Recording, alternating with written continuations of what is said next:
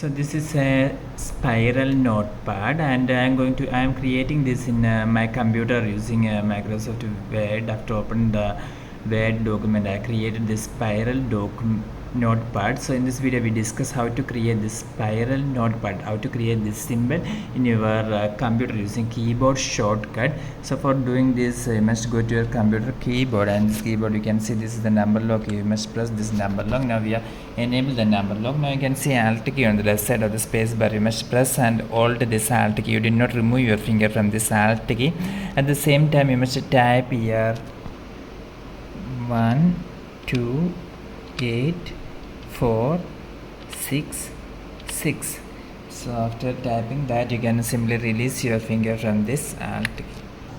So now you can see that we have created this spiral notepad using the keyboard shortcut. For more videos, subscribe Engineers Online. Thank you.